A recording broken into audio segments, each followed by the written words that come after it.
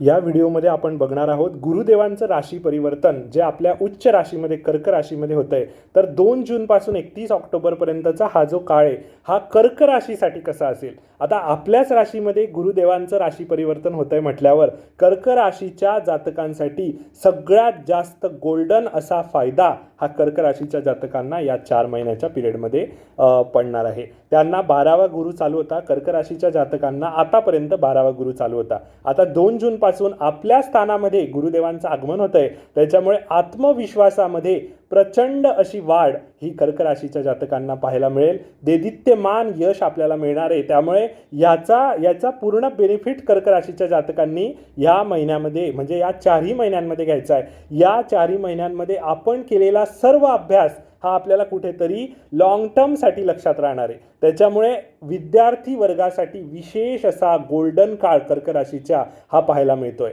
त्याच्यानंतर आपल्याला संतान सुख या 4 महिन्यांमध्ये कुठेतरी पाहायला मिळेल। ज्यांचा विवाह झालेला आहे त्यांना कुठेतरी गुड न्यूज या 4 महिन्यांमध्ये मिळणार आहे।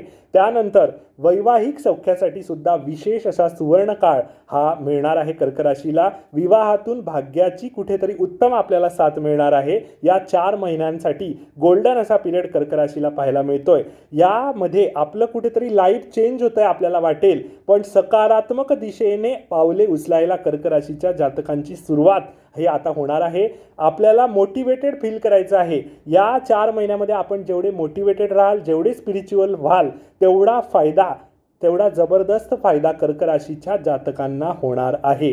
त्यामुळे याचा विशेष फायदा कर्क राशीच्या जातकांनी घ्यायचा आहे। आणि ओम नमो भगवते वासुदेवाय या मंत्राचा जप डेली आपण चालू ठेवा।